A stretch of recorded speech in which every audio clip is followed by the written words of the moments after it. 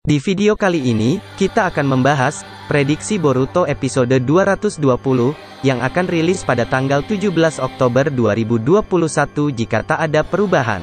Sebelum lanjut ke pembahasan, jangan lupa tekan tombol subscribe-nya agar mendapatkan informasi update terbaru Boruto lainnya.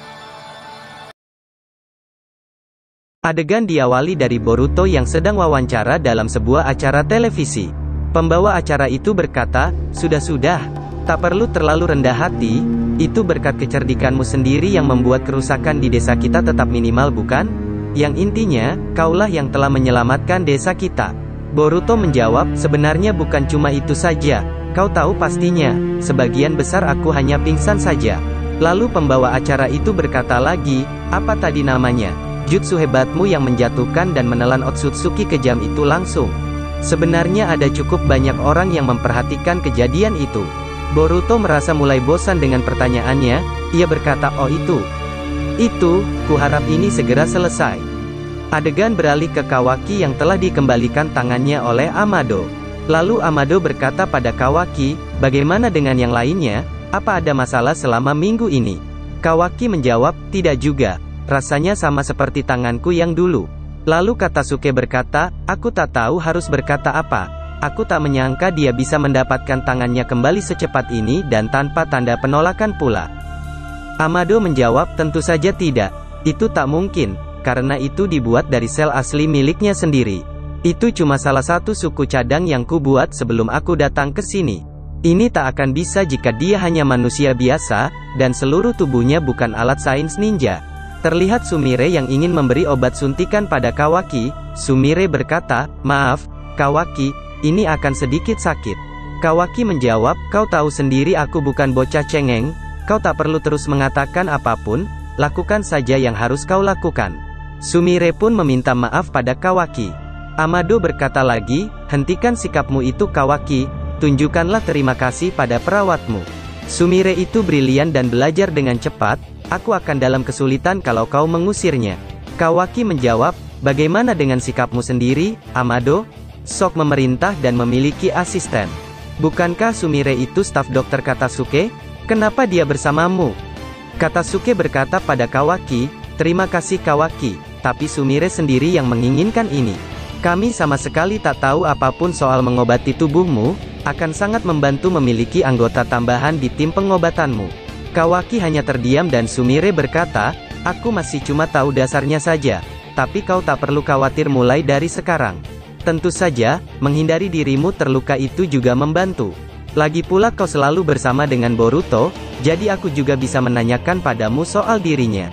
Kawaki menjawab, "Sebentar, kau suka dengan Boruto ya?" Dengan wajah malunya, Sumire berkata, "Kawaki, jangan bilang seperti itu, ini jadi rahasia kita saja oke?" Katasuke yang melihatnya pun tertawa dan berkata, "Walau itu sudah sangat jelas terlihat." Kawaki memakai bajunya sambil berkata, "Terserahlah. Itu tak penting bagiku, selama kau bisa melakukan pekerjaanmu." Lalu di sisi lain Amado berkata, "Kemajuan yang bagus, aku tak menduga akan ada masalah dengan tanganmu. Tapi jangan lupa juga cek rutin, kembalilah minggu depan." Kawaki menjawab, "Yah, boleh aku pergi sekarang?" Saat Kawaki akan pergi, Amado terdiam sejenak dan berkata, "Kawaki." Saat Kawaki menoleh ke belakang, Amado melanjutkan perkataannya, "Tidak, tak apa, kita lakukan lain kali saja." Kawaki menjawab, "Terserah." Sumire terlihat bingung dan penasaran sebenarnya apa yang ingin dikatakan Amado. Adegan beralih lagi ke Boruto yang masih di acara televisi. Pembawa acara tersebut berkata, "Sayangnya, sepertinya waktu kita sudah habis semuanya. Tolong beri tepuk tangan yang meriah untuk pahlawan cilik perkasa kita yang telah menyelamatkan desa kita Uzumaki Boruto." Boruto pun tertawa dan berkata, "Sudahlah." Di sisi lain, Sarada dan yang lainnya juga sedang melihat acara Boruto di televisi. Sarada berkata, "Yang benar saja Boruto, pun sok begitu." Lalu si Kadai pun berkata, "Sudahlah Sarada, dia memang gampang berani, tapi dialah yang paling depresi di antara kita semua." Sarada menjawab, "Mereka merahasiakan soal karma dan dirinya yang mengamuk untuk menghindari kepanikan massal. Dan dia tak bisa pergi dalam misi karena itu terlalu berbahaya." Si Kadai berkata lagi, "Dia diam-diam terus diawasi selama 24 jam. Menurutku itu adalah tekanan yang berat."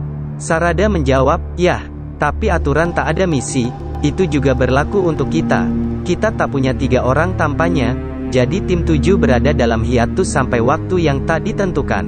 Shikadai berkata lagi, "Yah, itu adalah keputusan ayahku. Apakah perlakukan pahlawan ini dan mengaraknya di media adalah cara ayahku untuk mencoba menghiburnya? Tapi, ini sungguh aneh." Lalu di situ Chocho berkata, "Bagaimana? Kenapa? Tak perlu harus mengambil misi dan bisa masuk TV, keren?" Inojin pun berkata pada Chocho, "Bisanya kau bertanya begitu di situasi ini? Ini sebabnya kau ini gen?" Belum sempat mengucap, Chocho langsung marah dan memegang wajah Inojin sembari berkata, "Apa? Memang apa hubungannya berat badanku dengan itu?" Beralih ke Sarada, ia berkata, "Jangan salah sangka, aku tak menyalahkan Boruto, tapi ini cuma terlalu sulit untuk dipahami, begitu saja. Apa yang akan terjadi selanjutnya?" Lalu pendapat, "Yah, setidaknya, soal karma Boruto, mereka tak bisa hanya diam saja dan tak melakukan apa-apa. Mereka pasti harus lebih proaktif. Mungkin Tuan Shikamaru punya suatu ide?" Shikadai menjawab, "Ku harap iya." Adegan beralih ke Boruto, terlihat dirinya sedang duduk di atas patung Hokage, terlihat para wanita menyapa Boruto, seperti yang kita tahu, banyak orang yang mengaguminya setelah pertarungan melawan Ishiki.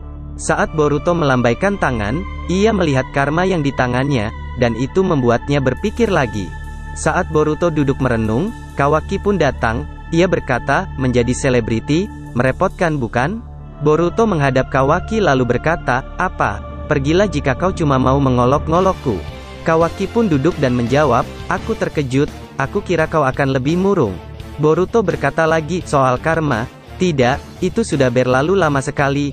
Aku tak tahu bagaimana harus bersikap atau apa yang seharusnya aku coba lakukan soal itu." Kawaki menjawab, "Berdasarkan dari yang kami pelajari sampai sekarang, kedua tubuh kita sekitar 80% sudah menjadi Otsutsuki, dan dirimu khususnya, data Otsutsuki masih terus mengunduh dirinya dari karmamu. Dan setelah itu selesai, saat kau menjadi Vassal Momoshiki, kau Boruto, akan menghilang, dan si brengsek itu akan bangkit dari tubuhmu." Boruto melihat tangannya kemudian berkata, "Ini sungguh menyebalkan, aku merasa seperti terjebak di dalam mimpi buruk." Lalu Kawaki mempunyai sebuah ide dan memberi saran pada Boruto, "Aku memikirkan sesuatu, yang mungkin bisa kau coba lakukan. Kenapa kau tak persiapkan Vassal dirimu sendiri, dengan memberikan karma pada orang lain?" Boruto berkata, "Vassal diriku sendiri?" Kawaki melanjutkan, "Tapi ingat, ini hanya hipotesa yang kupikirkan, tapi jika Momoshiki bangkit dan kau menghilang, kalau kau punya vasalmu sendiri di suatu tempat, mungkin kau juga bisa memakainya untuk reinkarnasi." Boruto berkata, "Itu teori gila, lagi pula, kalau aku mau memberi karma dan membuat vasal, itu artinya aku harus mengorbankan orang lain, benarkan? Mana mungkin aku mau?" Kawaki menjelaskan lagi, "Kau tak perlu cemas soal itu, aku sudah memikirkan seseorang yang akan sempurna. Namanya adalah Code, satu-satunya orang lain yang selamat dari ritual Jigen." Kemudian diperlihatkan adegan di mana Code sedang menuju ke tempat markas pengikut Boro. Beralih lagi ke Konoha, di situ Naruto dan Amado juga sedang membicarakan tentang Code. Naruto berkata, "Code, orang seperti apa dia itu?" Amado menjawab, "Dia adalah bagian kiri inner Kara terakhir, masih ada bagian outer. Mereka yang melakukan kontrak pekerjaan eksternal, di luar sana di berbagai daerah, tapi setelah semua bagian inner menghilang, mereka semua akan berhenti berfungsi." Shikamaru berkata, "Jadi Kara adalah satu-satunya petinggi yang tersisa jika kita bisa melenyapkannya." Amado menjawab, "Ditambah lagi, Code dipercayakan untuk menjaga ekor 10 di markas dalam ruang dimensi lainnya. Setelah Sasuke menyusup ke dalamnya, mereka terus bersiaga merah. Aku mungkin tak perlu memberitahumu, tapi Jubi itu adalah entitas yang berbahaya selama dia masih terus ada. Begitu juga dengan bahaya akan kehancuran planet ini oleh Divine Tree, dia harus segera dibereskan secepat mungkin." Shikamaru berkata, "Namun, jikukan ninjutsu Sasuke telah dilumpuhkan bersama dengan matanya.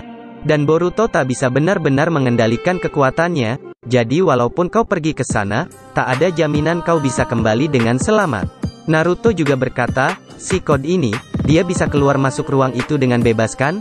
Amado menjawab, "Tentu saja, dia tak punya jikukan ninjutsu, tapi ada kemampuan lain yang bisa membuat itu jadi mungkin." Naruto berkata lagi, "Mau bagaimanapun, Kita harus melakukan sesuatu soal kode sebelum Jubi disalahgunakan. Shikamaru menyambung itu benar, karena setelah kode dibereskan, kita bisa dengan aman memutuskan bagaimana cara mengatasi Jubi. Amado menjawab, kalian tidak salah. Tapi hati-hati, jangan meremehkan dia, kode tidak seperti yang lain, dia itu spesial. Adegan beralih ke kode yang sudah berada di depan markas Boro, terlihat kode diberhentikan oleh penjaga dan dilarang masuk walaupun sudah menjelaskan bahwa dirinya adalah teman Boro. Itulah tadi, pembahasan prediksi Boruto episode 220. Terima kasih telah menonton videonya dari awal sampai akhir. Mohon maaf bila ada kesalahan bahasa, nama tokoh, dan alur cerita. Sampai jumpa lagi di video berikutnya.